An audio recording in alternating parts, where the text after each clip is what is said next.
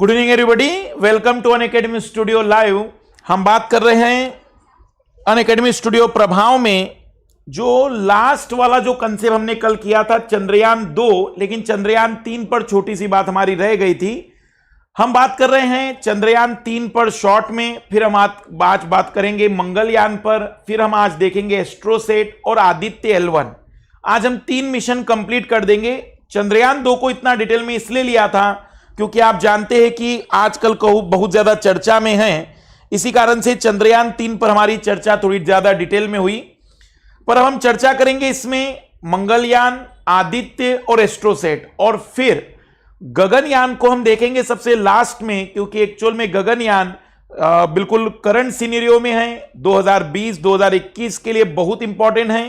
तो गगनयान पर भी एक डिटेल में चर्चा की जरूरत है। इसके बाद फिर हम स्टार्ट कर देंगे जो भारत का नौवहन प्रणाली है, नेविगेशन जो सिस्टम है, उस पर हम बात करेंगे। तो आइए शुरुआत कर रहे हैं स्पेस टेक्नोलॉजी में अगले पार्ट्स की। अनअकैडमी जो स्टूडियो है, आप उसमें प्रभाव पर जितने भी एजुकेटर्स हैं सभी की क्लासेस आप देख सकते हैं, और सभी की क्लासेस का टाइमिंग आपके पास है। डेमो क्लासेस अनअकैडमी प्लस पर आप देख सकते हैं, जिन्हें स्पेशल क्लास कहते हैं। जैसे कई स्टूडेंट्स के कमेंट्स आ रहे हैं कि ट्रायल बंद हो गया है, 7 डेज जो था। तो अगर आपको देखना है कि किस तरीके से अनअकैडमी प्लस पर पढ़ाया जाता है, तो अभी भी आप स्पेशल क्लास या डेमो क्लास के रूप में क्लास को देख सकते हैं। उससे आपको आइडिया लग जाएगा कि प्लस पर किस तरीके से पढ़ाया जाता है, जिन लोगों ने ट्रायल मिस कर दिया है। इस समय अनअकैडमी प्लस पर 80 से ज्यादा एजुकेटर्स हो चुके हैं, 80 से ज्यादा एजुकेटर्स, और सभी एजुकेटर्स की क्लासेस उस सिंगल फीस में आपको मिल जाती हैं। हमारा नया कोर्स कल से स्टार्ट होने जा रहा है, इकोलॉजी और एनवायरनमेंट। 13 सितंबर से ये जो कोर्स स्टार्ट होगा, ये कोर्स 13 सितंबर से लेकर 5 अक्टूबर तक चलेगा। और इस कोर्स में इकोलॉजी एनवायरनमेंट को हम basic to advance, PT2 mains सभी कुछ तरीके से कवर करेंगे। ज्यादा अच्छा इसलिए हम मानते हैं इस कोर्स को, क्योंकि बहुत छोटा सिलेबस, लेकिन नंबर ऑफ क्वेश्चन बहुत ज्यादा यहां से आते हैं। 1 ईयर का सब्सक्रिप्शन वैसे तो 35,000 का है, लेकिन अगर आप MK live refer code use कर लेते हैं तो यह सब्सक्रिप्शन 31,500 में होगा। मैं रिपीट कर दूं कि सब्सक्रिप्शन में आपको क्या क्या मिलने वाला है। तो आपको NCERT की क्लासेस इसमें में होगी, करंट अफेयर की लगभग 18 से ज्यादा एजुकेटर करंट अफेयर ले रहे हैं प्लस पर। NCERT में लगभग 12 से ज्यादा एजुकेटर्स हैं। पूरा CSET का क्लास हम यहां पर कवर कराएंगे, एथिक्स का क्लास, एसे का क्लास, और आपके GS के सभी पेपर इसमें कवर होंगे। सबसे बड़ी बात है कि टेस्ट सीरीज भी आपको इसमें अवेलेबल होगी। अगर हम एक सिंपल सी बात कहें, सिंगल सब्सक्रिप्शन में आप सारी चीजों को यहां पर प्राप्त कर लेते हैं। 2 साल का सब्सक्रिप्शन MK लाइव यूज करने पर 50,400 का होगा। ये उन विद्यार्थियों के लिए बेस्ट है जो ग्रेजुएशन के साथ तैयारी करना चाह रहे हैं, जॉब के साथ तैयारी करना चाह रहे हैं, या फिर हमसे ही कंप्लीट कोर्स करना चाहते हैं। तो हमें 2 साल का टाइम लगेगा सारे सब्जेक्ट को कवर करने में। सब्सक्रिप्शन कैसे ले सकते हैं? तो आप अपने मोबाइल पर डाउनलोड कर लीजिए अनअकैडमी प्लस को, और आप उसमें UPSC सिविल सर्विस को टारगेट करते हुए गेट सब्सक्रिप्शन पर चले जाइए। और जो भी सब्सक्रिप्शन आपको लेना है 1 मंथ का भी ले सकते हैं, लेकिन वो थोड़ा कॉस्टली होता है।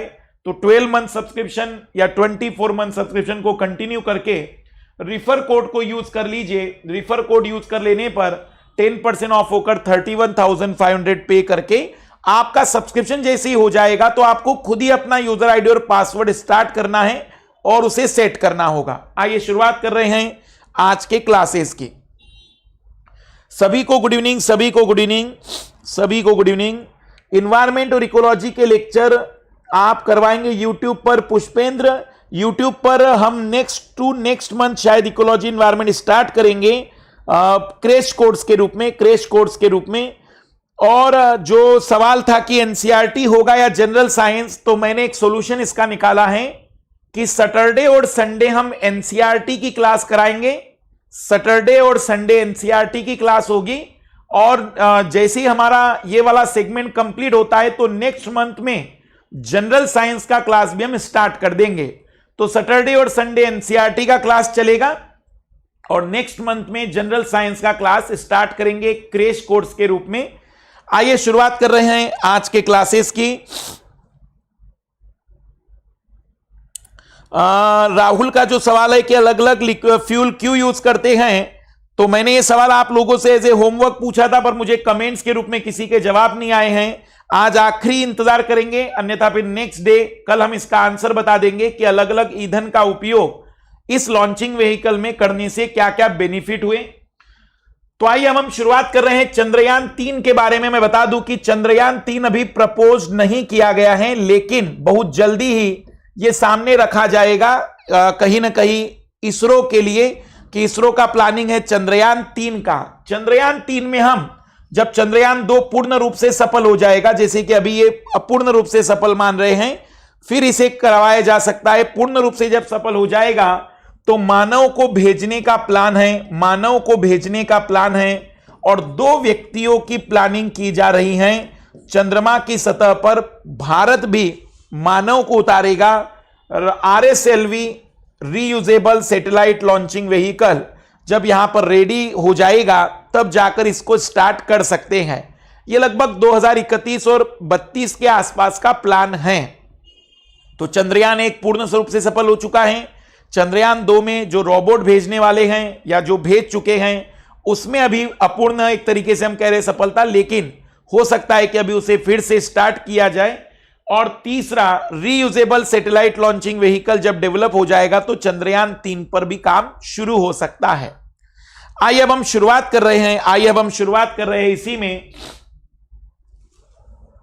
मंगलयान 1। देखना, भले इसका नाम केवल मंगलयान रखेंगे आप लोग, ये 1 मैंने इसलिए रखा है क्योंकि जिस तरीके से प्रोस्पेक्टिव चल रहे हैं इसमें भी 1, 2 और 3 की बात बताई जा रही है।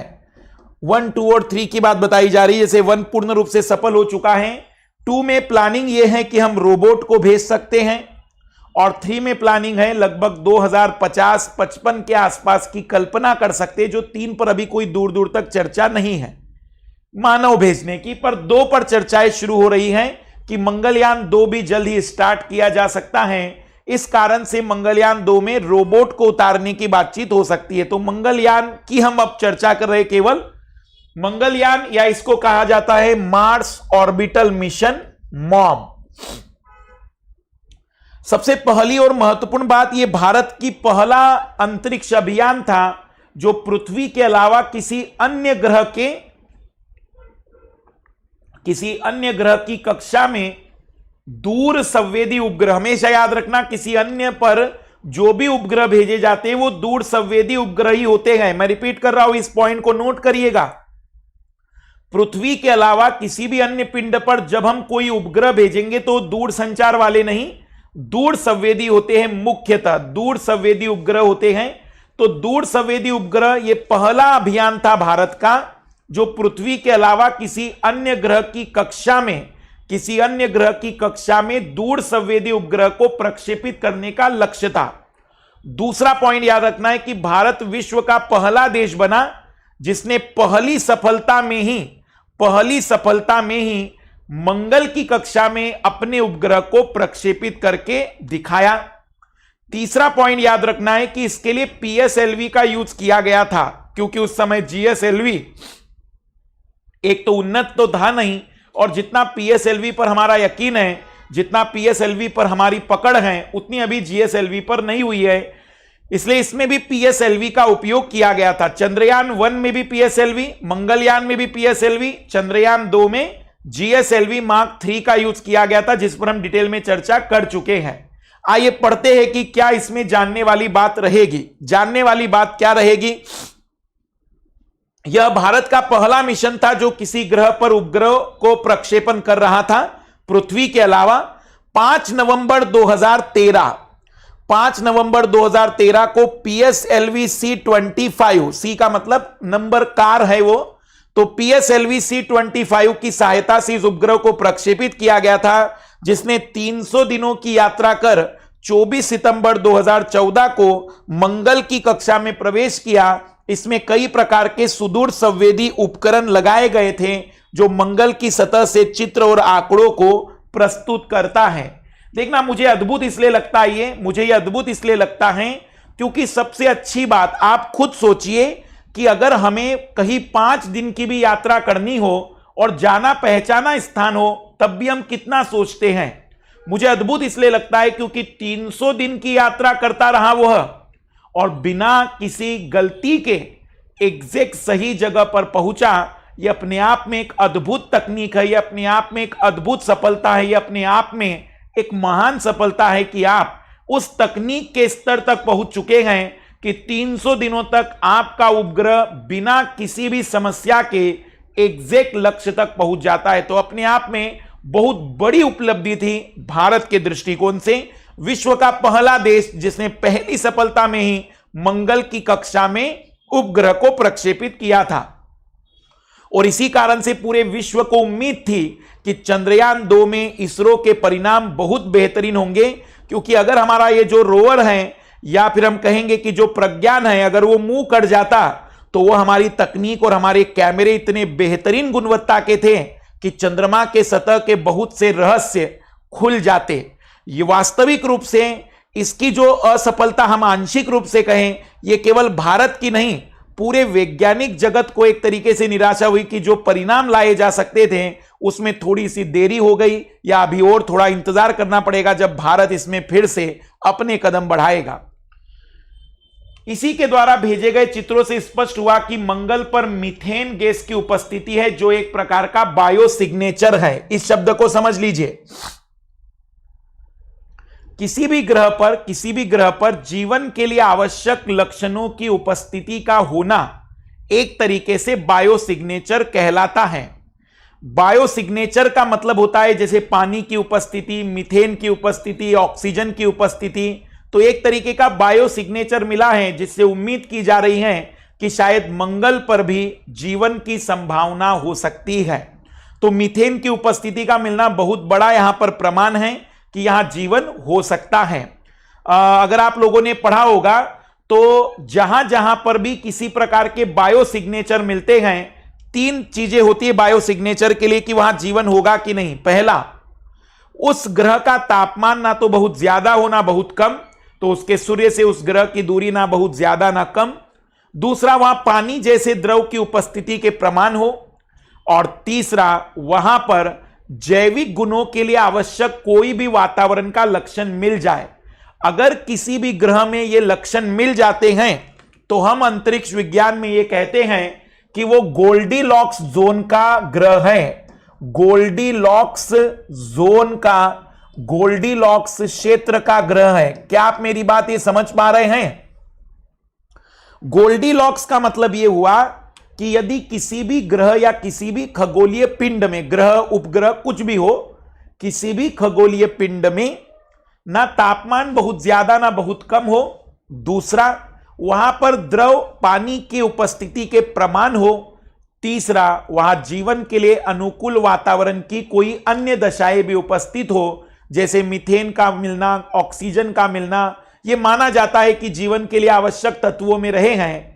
इनकी उपस्थिति को अगर किसी भी खगोलीय पिंड में मिल जाए तो हम उसे कहेंगे कि वो गोल्डीलॉक्स जोन का ग्रह होगा। तो गोल्डीलॉक्स क्षेत्र का ग्रह इसे भी मानने लगे हम। तो गोल्डीलॉक्स शब्द ध्यान रखना, यूपीएससी ने 2013 में पूछा था। इसी सफलता के कारण 2014 में इसरो को, इसकी सफलता के कारण 2014 में इसरो को इंदिरा गांधी शांति निशस्त्रीकरण एवं विकास पुरस्कार से सम्मानित किया गया। एक तरीके का अंतरराष्ट्रीय पुरस्कार, भली भारत ही देता है, लेकिन इसरो को मिल गया क्योंकि शांति के दौरान इतना बेहतरीन कार्य करके दिखाया। भारत विश्व का प्रथम देश बना जिसने एक ही प्रयास में मंगल की कक्षा में उपग्रहों को स्थापित कर दिखाया।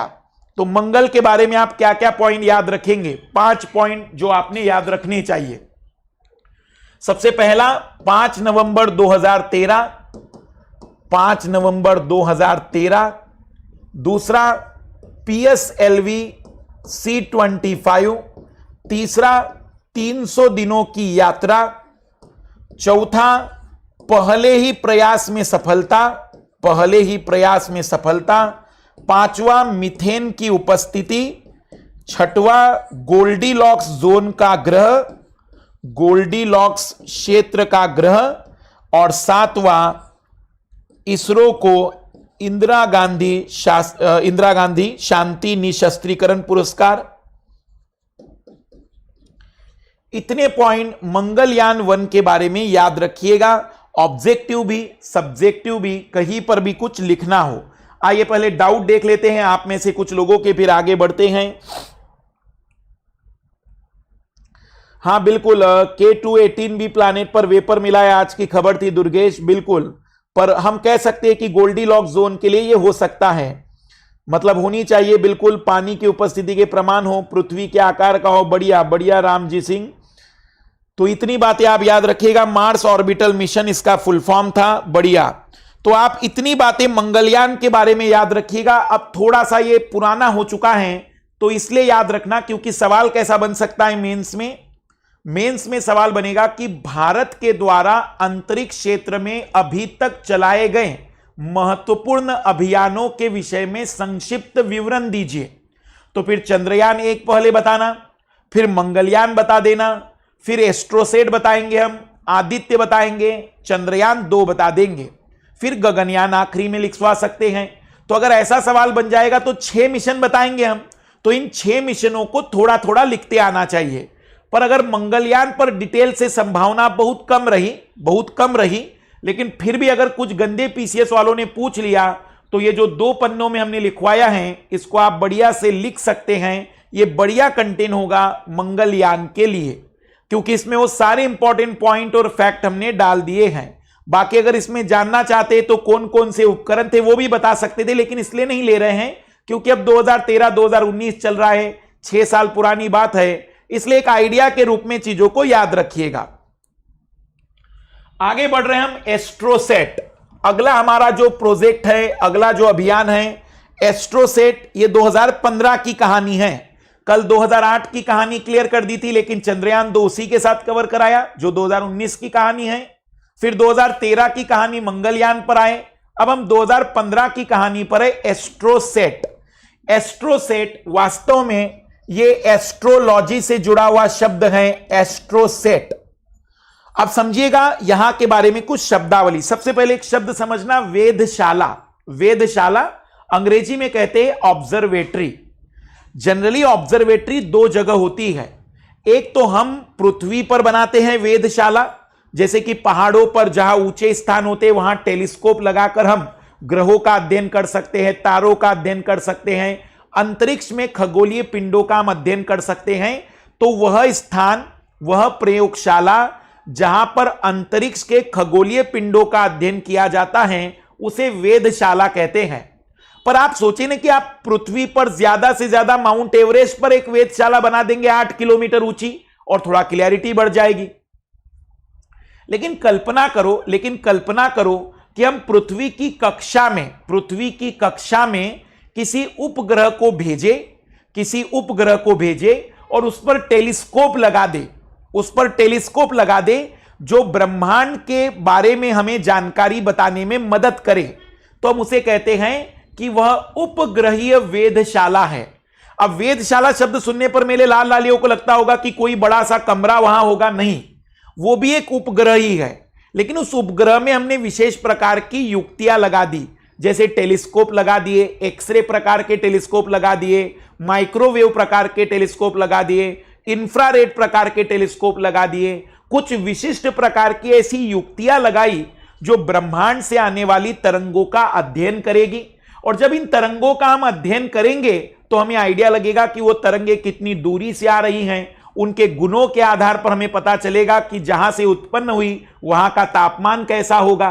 तो हम इस तरीके की संरचना को नाम देते हैं वेधशाला। जैसे नासा का हब्बल भारत का एस्ट्रोसेट, पर हब्बल बहुत बड़ा है।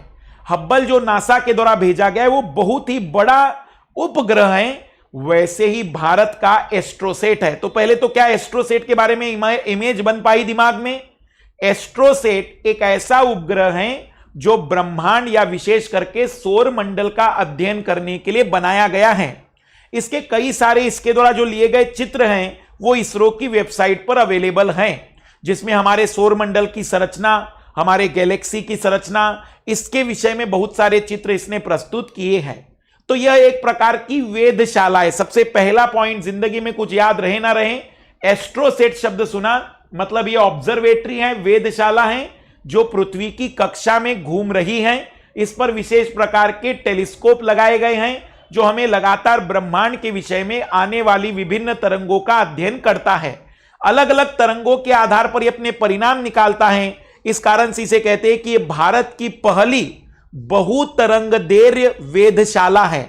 वेधशाला अगर आपके दिमाग में शब्द समझ में आ गया होगा तो एस्ट्रोसेट की इमेज बना पाओगे। अगर यह शब्द समझ में नहीं आया तो एस्ट्रोसेट के बारे में पढ़ने के बावजूद भी समझ में नहीं आएगा कि बताना क्या चाह रहा है, क्योंकि एस्ट्रोसेट में मैंने अपने लाल लालियों को देखा है कि वो पढ़ तो लेते हैं पर दिमाग में एंटर ही कुछ नहीं कर पाता है। ये वेधशाला है, ऑब्जर्वेटरी है, जो लगातार हम कह सकते हैं कि हमारे ब्रह्मांड सौर मंडल के ग्रहों का अध्ययन करने के लिए यूज किया जा रहा है। आइए अब हम बात कर रहे हैं एस्ट्रोसेट। एस्ट्रोसेट पहला समर्पित भारतीय खगोल विज्ञान मिशन है, मतलब खगोल विज्ञान को समर्पित पहला मिशन है। खगोल विज्ञान को समर्पित, हमारा इसका कोई उद्देश्य नहीं है कि हमारा इससे भारत को कोई लाभ होगा। यह खगोल विज्ञान को समर्पित है क्योंकि उस विज्ञान में हम नए ग्रह खोजना चाहते हैं, उस विज्ञान में हम नए नए उपग्रहों के बारे में जानकारी जुटाना चाहते हैं, हम ब्रह्मांड के अनसुलझे पहलुओं को समझना चाहते हैं। तो यह विषय को समर्पित है। यह किसी भी प्रकार से भारत के आर्थिक दृष्टिकोण से नजर से नहीं डाला गया है, जिसका उद्देश्य एक्सरे, ऑप्टिकल और यूवी स्पेक्ट्रल बैंड में आकाशीय स्रोतों का एक साथ अध्ययन करना है। पेलोड्स पराबैंगनी, निकट और दूर, मतलब अल्ट्रावायलेट, फार एंड हम कह सकते हैं नियर, सीमित ऑप्टिकल और एक्सरे के ऊर्जा बैंड को कवर करता है। ये जो मैंने तकनीकी शब्द उपयोग किए इसका सामान्य सा अर्थ यह है कि इसमें जो टेलीस्कोप लगाए गए हैं वो एक्सरे पर, अल्ट्रावायलेट पर, इंफ्रारेड पर, विजिबल लाइट पर, सभी पर काम करने वाले टेलीस्कोप है, सभी पर काम करने वाली युक्तियां हैं। एस्ट्रोसेट मिशन की एक अनूठी विशेषता यह है कि यह एक ही उपग्रह के साथ विभिन्न खगोलीय पिंडों की एक साथ बहुतरंगदैर्घ्य अवलोकन करने में सक्षम है। बहुतरंगदैर्घ्य मतलब इसके पहले के जो उपग्रह थे वो किसी एक विशिष्ट या दो विशिष्ट तरंगदैर्घ्यों पर काम करते हैं, लेकिन ये बहुतरंगदैर्घ्य पर काम करने वाली वेधशाला है। बहुतरंगदैर्घ्य पर काम करने वाली वेधशाला है। 1515 किलोग्राम के भारोत्तोलन वाले एस्ट्रोसेट को 28 सितंबर 2015, क्या डेट याद रखनी है? नहीं, ईयर जरूर याद रखिएगा, ईयर जरूर याद रखिएगा। 2015 को सतीश धवन अंतरिक्ष केंद्र श्रीहरिकोटा से PSLV C30 के द्वारा लॉन्च किया गया था। एस्ट्रोसेट मिशन का न्यूनतम उपयोगी जीवन 5 वर्ष होने की उम्मीद है, मतलब ये 5 साल तो काम करेगा ही, 2020 तक तो काम करेगा ही, लेकिन ये न्यूनतम है। हो सकता है कि इसके अंदर की युक्तियां और भी आगे परिणाम देती रहे, लेकिन न्यूनतम समय का मतलब है कि इतना तो सारे की सारी युक्तियां बेहतर काम करेगी और इतने समय तक हमें परिणाम भेजती रहेगी। एस्ट्रोसेट मिशन के वैज्ञानिक उद्देश्य क्या है, क्या हम इससे अर्जित करना चाहते हैं? पहला न्यूट्रॉन तारे और ब्लैक होल वाले बाइनरी स्टार सिस्टम में उच्च ऊर्जा प्रक्रिया को समझने के लिए। कुछ ब्रह्मांड में ऐसे सिस्टम हैं जहां पर ब्लैक होल भी उपस्थित है और न्यूट्रॉन तारा भी उपस्थित है। इन दोनों का सिस्टम कैसे काम करता है एक साथ, इसे समझने का एक लक्ष्य है।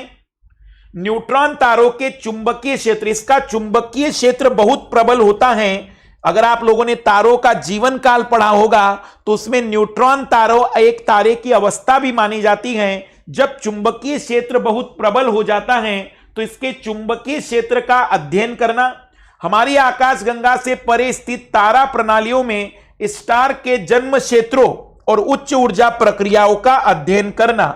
आप इसमें अगर भूल जाते हैं एग्जाम हॉल में तो 3-4 बातें बिल्कुल फिक्स्ड है। इसकी सहायता से हम सौर मंडल के सभी ग्रहों का एक साथ अध्ययन कर पाएंगे। दूसरा, आकाशगंगा के परे भी अगर कहीं पर भी तारों की उत्पत्ति और समापन हो रहा है तो यह कैसे होता है। तीसरा, ब्लैक होल के बारे में हम जानकारी जुटाना चाहते हैं। चौथा, न्यूट्रॉन तारे के चुंबकीय क्षेत्र और ब्लैक होल और न्यूट्रॉन तारे के मध्य के संबंध को समझना चाहते हैं। आकाश में नए संक्षिप्त उज्ज्वल एक्सरे स्रोतों का पता लगाना, पराबैंगनी क्षेत्र में ब्रह्मांड के एक सीमित क्षेत्र का सर्वेक्षण करना। वर्तमान में सभी पेलोड ऑपरेशनल हैं और कॉस्मिक स्रोतों का अवलोकन कर रहे हैं। इस समय सभी के सभी काम कर रहे हैं और अब कॉस्मिक किरणों पर भी फोकस किया गया है। अंतरिक्ष यान और पेलोड कार्यशील हैं। पहले 6 महीने पेलोड के प्रदर्शन सत्यापन किए गए, मतलब पहले 6 महीने तक हमने वो डाटा नहीं बताए, पहले केवल हमने चेक किया। अब 6 महीने के बाद डाटा पब्लिश किए जा रहे हैं। इसके बाद पेलोड द्वारा विज्ञान खोज शुरू की गई है। तो एस्ट्रोसेट के बारे में अगर आप संक्षिप्त में समझना चाहें तो यह हमारा बहुतरंगदैर्घ्य वेधशाला है, जो नासा के हब्बल परियोजना के जैसा ही है, लेकिन उसकी तुलना में छोटा है। इसका मुख्य लक्ष्य है पूरे ब्रह्मांड का एक तरीके से या पूरे तरह सौर मंडल या आकाशगंगा का अध्ययन करना। इससे आने वाली तरंगों के आधार पर अपने परिणामों को प्राप्त करता है। इसके मुख्य उद्देश्य है ब्लैक होल, न्यूट्रॉन तारे के संबंध को जानना, न्यूट्रॉन तारे के चुंबकीय क्षेत्र का अध्ययन करना, तारों की उत्पत्ति और विनाश की पूरी प्रक्रिया को अन्य जगह पर अगर हो रही हो तो समझना। साथ ही साथ हम ये कह सकते हैं कि कहीं ना कहीं इसका मुख्य लक्ष्य है अंतरिक्ष के अनसुलझे पहलुओं को जानना। एस्ट्रोसेट के बारे में अगर आप हमारी बात समझ पा रहे हो तो एस्ट्रोसेट का सीधा सा संबंध है कि किस तरीके से ब्रह्मांड में, अंतरिक्ष में घटनाक्रम चल रहे हैं, उसकी आइडिया लेना। ये कुछ इस तरीके का उपग्रह है, आप देख सकते हैं कि इनके जो नाम रखे गए, large area x-ray proportional soft x-ray telescope, cadmium zinc telluride imager, scanning sky monitor, ultra violet imaging telescope. तो मैंने जैसे आपको बताया कि इस पर टेलीस्कोप लगे होते हैं और ये लगातार घूमता है। कई लोगों को जब मैंने एस्ट्रोसेट के बारे में पहली बार पूछा था तो उन लोगों को, शायद जो मेरी ऑफलाइन क्लासेस होती है तब मैंने देखा कि कई बार उन लोगों को क्लैरिटी नहीं आ जाती कि एस्ट्रोसेट क्या है। तो एस्ट्रोसेट एक उपग्रह ही है, लेकिन इस पर लगे हैं टेलीस्कोप। जनरली टेलीस्कोप हम भूमि पर लगाकर उपग्रहों का अध्ययन करते हैं। कुछ वैसी ही बात यहां पर भी देखने को मिलती है। आइए डाउट ले लेते पहले, फिर आगे बढ़ते इसी में। संदीप वीडियो नहीं आ रहा है, एक बार फिर चेक करो, एक बार फिर चेक करो इसे, एक बार रीसेट करके देखो।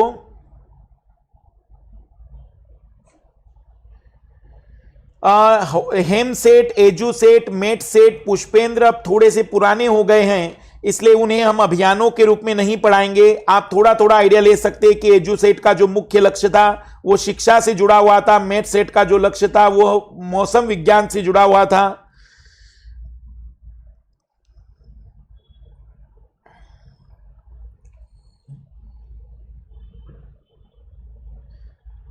और जो भी डाउट आ रहे हैं,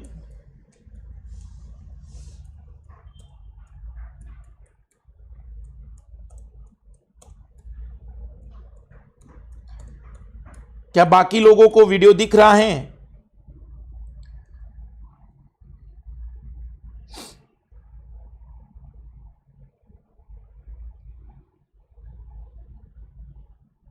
क्या बाकी लोगों को वीडियो दिख रहा है? रीजनिंग के बारे में राहुल अभी कोई क्लास नहीं होगा। ज्योग्राफी में उसके आगे का जय यादव हम तब पढ़ाएंगे जनरली जब हमने टारगेट का है कि 1.5 लाख के सब्सक्राइबर हो जाएंगे। पर घबराओ नहीं, जनवरी में एक बार ज्योग्राफी और इकोनॉमिक्स पर हम फिर आएंगे। जनरल साइंस नेक्स्ट मंथ से होगा। जियो में है राहुल, जियो में है, ठीक है। तो मैंने आपको बता दिया कि जनरल साइंस का जो क्लास है वो नेक्स्ट मंथ से होगा और एनसीईआरटी की क्लासेस अब सैटरडे और संडे दोनों दिन होगी। तो मे बी एनसीईआरटी का भी आपका बेनिफिट हो जाएगा और जनरल साइंस दोनों ही हमने कवर करने का टारगेट किया है, दोनों को ही हम देखेंगे। तो इतनी बातें याद रखिएगा। सबसे पहला हमने कवर किया चंद्रयान, फिर दूसरा मंगलयान, तीसरा एस्ट्रोसेट। ये 2008, 2019, 2013, 2015। अब जितनी मैं बातें बता रहा हूं, खास करके जैसे अब आदित्य की हम शुरुआत करेंगे, तो अभी ये प्रपोज्ड है। 2019 में माना जा रहा है कि ये शुरू हो सकता है, पर क्योंकि अभी थोड़ा चंद्रयान 2 के कारण बहुत सा काम रुक गया है, तो मे भी ये 2020 में तो कंफर्मली भेजा जाएगा। आदित्य का नाम पहले आदित्य 1 था, बाद में इसका नाम आदित्य L1 रखा गया है। आइए देखेंगे कि अंतर क्या है आदित्य 1 में और आदित्य L1 में। तो आदित्य का नाम पहले आदित्य 1 था, लेकिन अब उसका नाम कहेंगे आदित्य L1। सबसे पहली बात, आदित्य का मतलब होता है सूर्य। तो अब आपको यह क्लैरिटी आ चुकी होगी कि यह हमारा पहला उपग्रह होगा जो हम सूर्य के अध्ययन के लिए भेजने वाले हैं। यह हमारा पहला उपग्रह होगा जो हम सूर्य के अध्ययन के लिए भेजने वाले हैं। आदित्य L1, रिपीट कर रहा हूं मैं, इसका नाम पहले आदित्य 1 था, अब आदित्य L1 कर दिया गया है। और यह बहुत जानना जरूरी है कि नाम के परिवर्तन से क्या लक्ष्य या उद्देश्य है, इसलिए शब्दों पर ध्यान देना। यह 2019 और 20 में इसरो ने डेट दी है कि 2019 या 20 में इसको प्रक्षेपित किया जाएगा, और इसके लिए हम यूज करेंगे GSLV। इसके लिए यूज करेंगे GSLV का, समझिएगा। आदित्य 1 इसका पुराना नाम है। आदित्य 1 मिशन 400 किलोग्राम वर्ग के उपग्रह के रूप में की गई थी। शब्द पर ध्यान देना, की गई थी, जिसमें एक payload visible emission line coronagraph VELC था, और इसमें 800 किलोमीटर कम पृथ्वी की कक्षा में लॉन्च करने की योजना बनाई गई थी। शब्द पर ध्यान देना। एक्चुअल में हमारा प्लान यह था कि हम सूर्य का अध्ययन तो करना चाह रहे थे, लेकिन कहां से? पृथ्वी की निम्न कक्षा से। पृथ्वी की निम्न कक्षा से हम इसका अध्ययन करने वाले थे। तब हम इसको पृथ्वी की लियो की कक्षा में भेजने वाले थे PSLV की मदद से। पर वैज्ञानिकों को लगा कि यदि इसका अध्ययन करना है तो इतनी दूरी से नहीं, उसके नजदीक जाकर। तो उसके नजदीक जाकर मतलब अब यह पृथ्वी से बहुत दूरी पर जाएगा। यह पृथ्वी और यह सूर्य है, तो पृथ्वी और सूर्य के मध्य में एक ऐसी जगह आती है जहां पृथ्वी और सूर्य का गुरुत्वाकर्षण लगभग बराबर होता है, या मैं कह सकता हूं कि जहां पृथ्वी का चुंबकीय क्षेत्र शून्य हो जाता है, पृथ्वी का चुंबकीय क्षेत्र शून्य होता है और सूर्य का चुंबकीय क्षेत्र प्रारंभ होता है, या उसकी तीव्रता यहां ज्यादा होती है। ऐसे बिंदु को नाम दिया गया है L1। ऐसी जगह को नाम दिया गया है L1। तो उस कक्षा में हम इस उपग्रह को भेजने वाले हैं। पहले प्लानिंग था कि हम इसको पृथ्वी की लियो कक्षा में भेजेंगे, लेकिन अब प्लानिंग हुई है कि हम इसको दोनों के बीच वाले बिंदु पर, जहां पृथ्वी का चुंबकीय क्षेत्र लगभग समाप्त हो जाता है और गुरुत्वाकर्षण बल के आधार पर बात करें तो दोनों का गुरुत्वाकर्षण लगभग एक दूसरे के बराबर होता है। इस कारण से इसका नाम अब आदित्य 1 की जगह पर आदित्य L1 रखा गया है। साथ ही साथ इस उपग्रह में अब बहुत से बदलाव कर दिए गए हैं। पहले तो इसका टारगेट था केवल कोरोना का चित्र बनाना, उसका अध्ययन करना, जो सूर्य के चारों ओर कोरोमंडल सुना होगा नाम, उसका अध्ययन करना था। लेकिन अब इसके लक्ष्य बहुत सारे बदल गए हैं। सूर्य पृथ्वी प्रणाली के लेग्रेजियन पॉइंट, L1 का मतलब है लेग्रेजियन पॉइंट, L का मतलब लेग्रेजियन पॉइंट के चारों ओर हेलो ऑर्बिट में, हेलो मतलब सूर्य के लिए नाम है, हेलो जो सूर्य का नाम रोमन शब्द में है, हेलो ऑर्बिट में रखा गया उपग्रह को सूर्य को बिना किसी ग्रहण के लगातार देखने का प्रमुख लाभ होगा। इसी कक्षा में इसलिए रखा जा सकता है क्योंकि यहां पर सूर्य ग्रहण का कोई भी प्रभाव इसलिए नहीं होगा क्योंकि यह चंद्रमा और पृथ्वी इन दोनों के दायरे से बहुत अलग हो जाता है। यह सूर्य के नजदीक की कक्षा है, इसलिए आप इसे पूरे साल भर अध्ययन करने के लिए उपयोग कर सकते हैं। इसलिए आदित्य 1 मिशन को अब आदित्य L1 मिशन नाम दिया गया है। शब्द पर ध्यान देना, पहले इसका नाम आदित्य 1 था, अब इसका नाम आदित्य L1 है। संशोधित किया गया और इसे L1 के चारों ओर एक प्रभा मंडल में डाला जाएगा जो पृथ्वी से 1.5 मिलियन किलोमीटर दूर होगा। तो इसको पहुंचने में बहुत समय लगेगा। 1.5 million 15 lakh kilometre 15 lakh kilometre का मतलब यह हुआ कि चंद्रमा से अगर हम बात करें तो लगभग 5 गुना दूरी पर यह जाएगा, तो इसको समय ज्यादा लगेगा। हम ये कह सकते हैं कि इसको पहुंचने में ही समय 8 महीने का लग सकता है। तो ऐसी सिचुएशन में जब ये उपग्रह वहां पहुंचेगा तो अतिरिक्त 6 पेलोड को विज्ञान के दायरे और उद्देश्यों के साथ बढ़ाता है। पहले इसमें केवल 1 पेलोड था, अब इसमें 6 पेलोड है। पेलोड मतलब एक विशेष प्रकार की युक्तियां जो अध्ययन करने में मदद करेगी। तो एक सिंपल सी हम बात करें तो आदित्य के बारे में क्या क्या याद रखना है। पहले नाम आदित्य 1 था, अब आदित्य L1 है। पहले इसे पृथ्वी की निम्न कक्षा में भेजने वाले थे, अब इसे L1 मतलब लेग्रेजियन पॉइंट वाली कक्षा में भेजेंगे, जो एक सूर्य की कक्षा है। यह पृथ्वी से लगभग 1.5 मिलियन की दूरी पर होगा और यहां पर पहले केवल 1 पेलोड था, अब हम 6 पेलोड भेजेंगे ताकि सूर्य के अध्ययन को हम बेहतर तरीके से समझ सके। सूर्य के अध्ययन को हम बेहतर तरीके से समझ सके। परियोजना को अब मंजूरी दे दी गई है और श्रीहरिकोटा PSLV एक्सेल, सॉरी यहां पर ध्यान देना, PSLV एक्सेल इसरो ने लिखा है। PSLV एक्सेल के द्वारा ही भेजने वाले, इसे नोट करिएगा। PSLV एक्सेल के द्वारा 2019-2020 के समय सीमा के दौरान उपग्रह को लॉन्च किया जाएगा। आदित्य 1 केवल एक सौर कोरोना का निरीक्षण करने के लिए था। आदित्य 1 एक केवल सौर कोरोना का निरीक्षण करने के लिए था और इसी कारण से उसके ऊपर हजारों किलोमीटर तक फैली सूर्य की बाहरी परतों को कोरोना कहा जाता है। यह सूर्य के चारों तरफ जो प्रभामंडल होता है उसी को हम कोरोना कहते हैं, उसी का अध्ययन करने वाला था। लेकिन अब यह क्या करेगा, इसमें 1 लाख डिग्री से अधिक केल्विन का तापमान होता है, जो लगभग 6000 केल्विन के सौर डिस्क तापमान से बहुत अधिक है। कोरोना इतने उच्च ताप पर कैसे गर्म होता है, यह अभी भी सौर भौतिकी में एक अनुत्तरणीय प्रश्न है। इसका जवाब देना है कि आखिर कोरोना इतना उच्च तापमान कैसे रखता है, इतना उच्च तापमान यहां जो उत्पत्ति हो रही है वो कैसे मेंटेन कर रहा है, इसको हमें समझना है, क्योंकि आज भी सौर भौतिकी में इसका जवाब नहीं मिल पाया है। इसके अतिरिक्त प्रयोगों के साथ आदित्य L1 अब सूर्य के प्रकाश मंडल में सॉफ्ट और हार्ड एक्सरे, क्रोमोस्फीयर, यूवी और कोरोना के लिए विजिबल एंड NIR मतलब इंफ्रारेड के अवलोकन प्रदान कर सकता है। इसके अलावा कण पेलोड्स, सूर्य से निकलने वाले कण प्रवाह का अध्ययन करेंगे और L1 कक्षा तक पहुंचेंगे। देखना ये टेक्निकल शब्दावली है, शॉर्ट में मैं बता दूं। अब इसमें जो पेलोड हम भेजने वाले हैं, इसका उद्देश्य क्या क्या है। अब हम एक साथ इसमें 3 अध्ययन करने वाले हैं। सबसे पहले अध्ययन पर गौर करिएगा। सबसे पहला जो हमारा फोकस होगा प्रकाश मंडल, इसका अध्ययन करना, प्रकाश मंडल का अध्ययन करना पहला फोकस है। फिर दूसरा क्रोमोस्फीयर मतलब जिसे हम कह सकते हैं कि रंग मंडल, क्रोमोस्फीयर, इसका अध्ययन करना। और तीसरा कोरोना। लेकिन इसके अलावा भी, इन तीनों मंडल के अलावा भी सूर्य से जो कण निकलते हैं उसके लिए भी हम काम करने वाले हैं, ताकि हम सूर्य के चुंबकीय क्षेत्र का भी अध्ययन कर सके। सूर्य के चुंबकीय क्षेत्र का भी अध्ययन कर सके।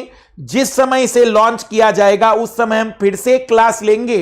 उसका रीजन है क्योंकि तब पता चलेगा कि वास्तविक रूप से वो चाहते क्या हैं। पर अभी जो डिटेल इसरो के पास है उसके आधार पर याद रखना है कि पहले का जो लक्ष्य था वो केवल और केवल प्रभामंडल का अध्ययन था, जबकि अब का जो लक्ष्य है प्रभामंडल मतलब हम कह सकते हैं कि प्रकाश मंडल, कोरोना और जो क्रोमोस्फीयर है उसके अलावा सूर्य के चुंबकीय क्षेत्र का भी अध्ययन करना। मुझे कमेंट्स करके बताइएगा कि सूर्य के चुंबकीय क्षेत्र का अगर आप अध्ययन कर लोगे तो आपको बेनिफिट कहां मिलने वाला है। अगर सूर्य के चुंबकीय क्षेत्र का आप अध्ययन कर लोगे तो आपको लाभ मिलेगा। कौन सा लाभ मिलेगा जरा कमेंट्स करके बताइए मुझे।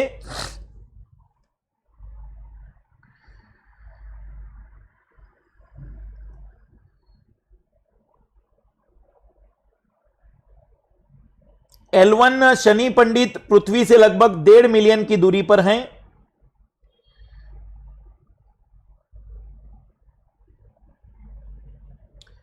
सूर्य से कितनी दूरी पर स्थित होगा। पुष्पेंद्र लगभग 1.5 लाख सूर्य से अगर हम बात करें तो सूर्य से तो बहुत दूरी पर होगा, पृथ्वी से 1.5 लाख किलोमीटर, मतलब हम 15 लाख किलोमीटर, 1.5 मिलियन किलोमीटर।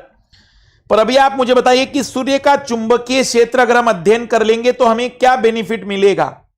सूर्य का चुंबकीय क्षेत्र अगर हम अध्ययन कर लेंगे तो हमें क्या लाभ मिलने वाला है?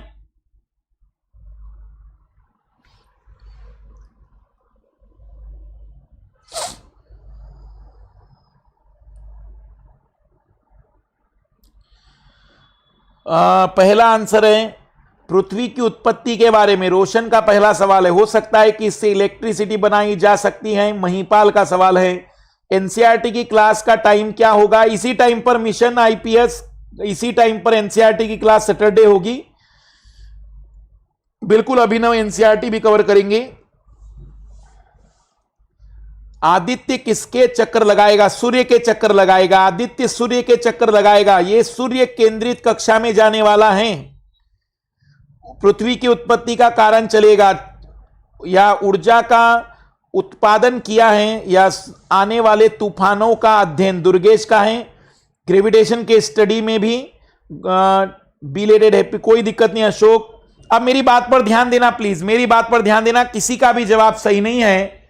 आइए, अगर आप लोगों ने अल्नीनो पढ़ा होगा, अल्नीनो लानीनो शब्द पढ़े होंगे, तो अल्नीनो और लानीनो की उत्पत्ति के बारे में जियोग्राफरों का कहना है कि इसका बड़ा कारण है सूर्य प्रकाश की तीव्रता में परिवर्तन। और सूर्य प्रकाश की तीव्रता में परिवर्तन का बड़ा कारण है सूर्य में उत्पन्न होने वाले चुंबकीय तूफान। चुंबकीय तूफानों का अध्ययन अगर हम कर पाए, अगर हमें पता चला कि वहां चुंबकीय तूफान उठने का कौन सा जो चक्र है वो एग्जैक्टली कितने समय में आता है, किन कारणों से आता है, तो शायद हम अल्नीनो को और लानीनो को भी उत्पत्ति कब होगी ये प्रेडिक्ट कर सकेंगे। अभी तक अल्नीनो और लानीनो का प्रेडिक्शन नहीं किया जा सकता है, पर शायद इसके अध्ययन के बाद हमें अल्नीनो और लानीनो के उत्पत्ति के प्रेडिक्शन में भी मदद मिल सकती है। और सूर्य के पृथ्वी की उत्पत्ति का यहां कोई लेना देना नहीं है। हम ये चाह रहे हैं कि सूर्य के बारे में कुछ अनसुलझे सवाल हैं, उसके जवाब हमें मिल जाए। इसका लक्ष्य है अनसुलझे सवालों के जवाब मिल जाए, उसके बारे में हमारा फोकस्ड है। बिल्कुल राम जी, मैं तुम्हारे कमेंट्स देख रहा हूं, बिल्कुल सारे कमेंट्स देख रहा हूं, लेकिन हमारा जो मुख्य उद्देश्य है चुंबकीय तूफानों का अध्ययन करना, चुंबकीय तूफानों का अध्ययन करना। फिर इसमें मैग्नेटोमीटर लगा हुआ है। मैग्नेटोमीटर चुंबकीय क्षमताओं का मापन करेगा। L1 के आसपास हेलो कक्षा में चुंबकीय क्षेत्र की ताकत में भिन्नता को मापेगा। इन पेलोडों को पृथ्वी के चुंबकीय क्षेत्र से हस्तक्षेप के बाहर रखा जाना चाहिए। देखो, अगर हम चुंबकीय क्षेत्र का अध्ययन करना चाह रहे हैं तो वहां पर अंतरिक्ष में 2 चुंबकीय क्षेत्र है, एक पृथ्वी का है, एक सूर्य का है।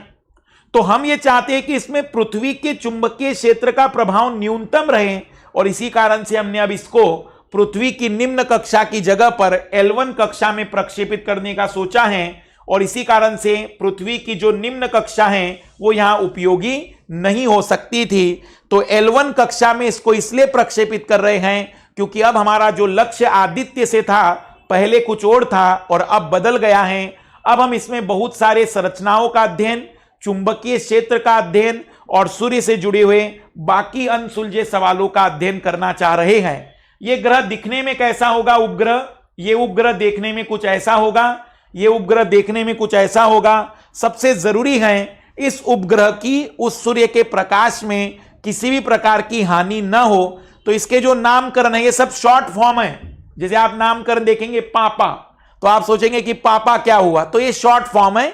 इसके फुल फॉर्म इसरो ने दिए हैं, पर मैंने एक्सप्लेन नहीं कर रहा हूं मैं, क्योंकि इतना डिटेल में इसलिए नहीं जा रहे हैं कि इसकी जरूरत हमें तब पड़ेगी जब एक बार ये प्रक्षेपित हो जाए, तब हम इसके डिटेल में सारे उपकरणों पर चर्चा करेंगे।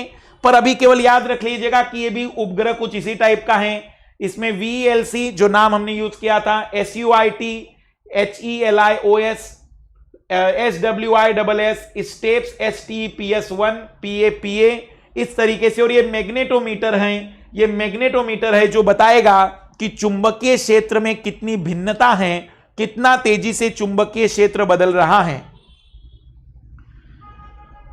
तो इतनी बातें आपको इसमें याद रखनी है। आइए आज डाउट ले लेते हैं, थोड़ा टाइम बचा है तो डाउट देख लेते हैं। पर इतनी बातें आपको याद रखनी है इसमें, सबसे पहले मंगलयान के बारे में, दूसरा एस्ट्रोसेट के बारे में, और तीसरा आदित्य के बारे में। और आदित्य 1 का नाम पहले आदित्य था, लेकिन अब इसका नाम आदित्य L1 कर दिया गया है, L1 कर दिया गया है। आइए डाउट देख लेते हैं।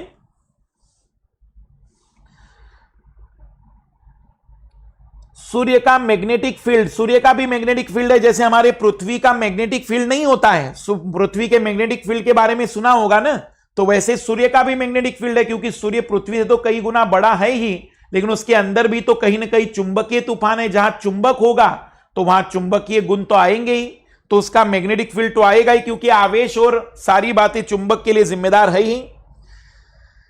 ठंडी जलधाराएं, बिल्कुल।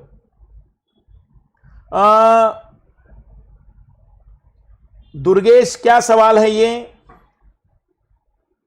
शुक्रान कब लॉन्च होगा? बिल्कुल, अभी ये जो शुक्र ग्रह के लिए अभी इसके बारे में कोई डिटेल चर्चा नहीं है दुर्गेश हमारे पास। ATCR,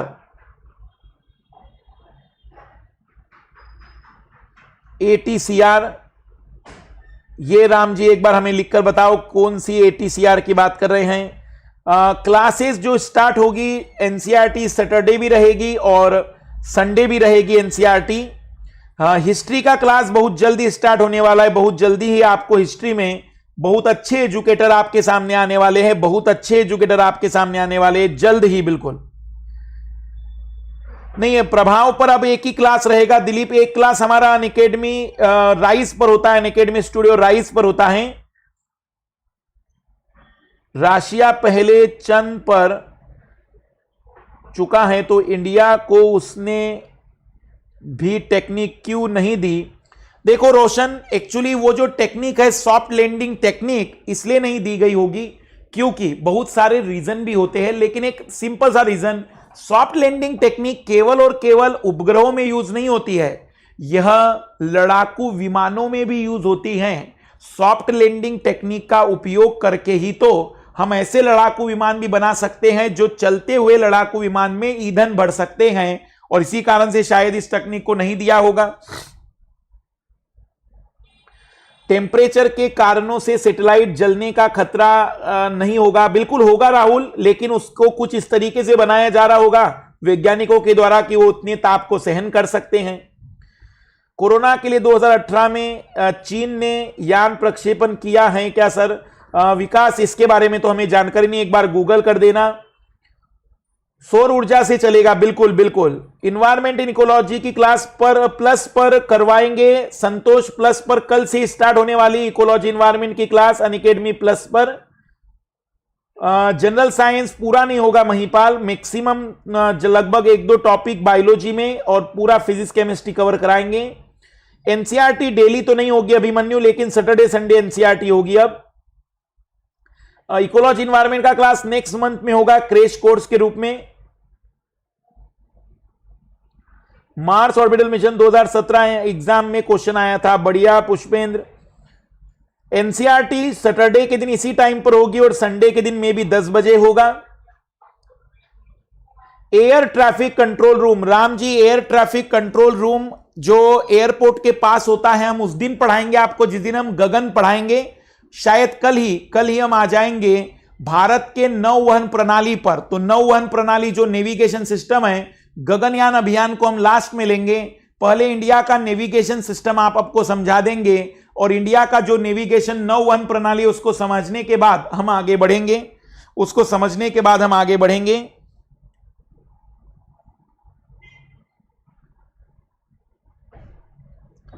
बढ़िया बढ़िया योगेश, कोई बुरी बात नहीं है। इकोलॉजी इन्वायरमेंट नेक्स्ट मंथ में।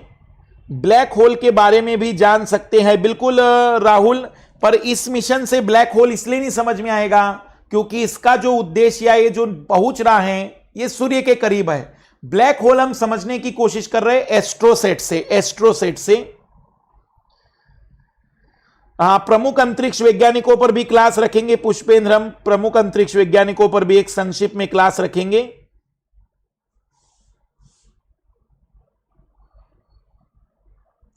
बिल्कुल बिल्कुल अनिल, धन्यवाद। कोई बात नहीं है। तो इसको जितना चाहे आप रिवाइज करते चलिएगा, जितना चाहे रिवाइज करते चलिएगा। मैग्नेटिक फील्ड होता है जिसके कारण सब कुछ नहीं राहुल, जो ब्लैक होल होता है उसमें मैग्नेटिक फील्ड नहीं, उसका ग्रेविटेशनल फील्ड इतना स्ट्रांग हो जाता है, उसका बड़ा कारण है। इसका एक सिंपल सा उदाहरण सोचो, पृथ्वी का इतना बड़ा आकार यदि मेरी उंगली के अंदर इतनी सी जगह में समा जाए तो यह पृथ्वी भी ब्लैक होल बन जाएगी। उसका घनत्व इतना ज्यादा होता है, ब्लैक होल का घनत्व इतना ज्यादा होता है कि उस घनत्व के कारण गुरुत्वाकर्षण बल इतना प्रबल हो जाता है कि वो प्रकाश को भी आकर्षित कर लेता है, और जब कोई चीज प्रकाश को आकर्षित कर दे तो वहां पर हमें अंधेरा दिखाई देगा। इसलिए ब्लैक होल हम कह देते हैं। ब्लैक होल कोई होल नहीं है, ब्लैक होल वास्तव में एक पिंड है जिसका गुरुत्वाकर्षण बल इतना बढ़ गया है उसके घनत्व के कारण। हिग्स बोसॉन के बारे में भी चर्चा कर देंगे, कोई इशू नहीं, हिग्स बोसॉन पर भी हम चर्चा कर देंगे। फ्रेनहोफर रेखाएं संतोष, एक्चुअल में फ्रेनहोफर रेखाएं सूर्य ग्रहण के समय जब हम जो सूर्य के प्रकाश को प्राप्त करते हैं तो उसके स्पेक्ट्रम में कुछ काली रेखाएं दिखाई देती हैं, उन काली रेखाओं को फ्रेनहोफर रेखाएं कहते हैं। सूर्य ग्रहण के समय सूर्य के स्पेक्ट्रम में उत्पन्न होने वाली ब्लैक लाइनों को फ्रेनहोफर रेखाएं कहते हैं, फ्रेनहोफर रेखाएं कहते हैं।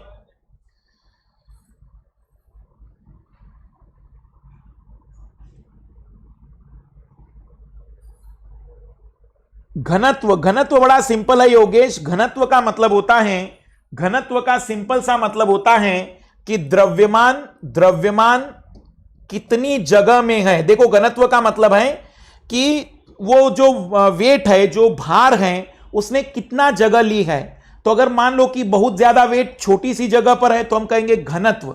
घनत्व का मतलब होता है इकाई आयतन में उपस्थित द्रव्यमान, और इकाई आयतन का मतलब वॉल्यूम। जैसे मैं जो डायग्राम बना रहा हूं, अब मान लो ये जो डायग्राम है ये इतना वॉल्यूम है, इस वॉल्यूम में जितना द्रव्यमान आएगा उस द्रव्यमान को हम कहेंगे कि वो उसका घनत्व है। मान लो वो वॉल्यूम अगर 1 है तो कपास है, कपास को आप डालकर देखो इसके अंदर तो बहुत कम कपास आएगी, लोहा डालकर देखो बहुत ज्यादा लोहा आ जाएगा, तो हम कहेंगे कि लोहे का घनत्व ज्यादा है। घनत्व मतलब इकाई आयतन में द्रव्यमान। ओल्ड एंड इंपॉर्टेंट क्वेश्चनों पर भी डिस्कस करेंगे, बिल्कुल ओल्ड एंड इंपॉर्टेंट क्वेश्चन पर भी डिस्कस करेंगे। प्लस पर डेली दिलीप एक लेक्चर लेते हैं हम, 2 घंटे का लेक्चर होता है वो डेली 2 घंटे का, पर आने वाले टाइम में इसे इंक्रीज करेंगे हम। धन्यवाद। अगर अच्छा पढ़ाते तो उसमें कैसे सवाल जवाब दे सकते कि ऐसा क्यों कर सकते हैं। बिल्कुल। तो अब हम नेक्स्ट क्लास में देखेंगे इसके आगे की बातचीत। नेक्स्ट क्लास कल हम देखेंगे भारत की नौवहन प्रणाली, उसे मिस मत करिएगा, यह भी एक इंपॉर्टेंट टॉपिक है और लेटेस्ट टॉपिक है, इसलिए सवाल आने की संभावना रहेगी। तो नेक्स्ट क्लास में देखेंगे इसके आगे की बातचीत। Bye, good night.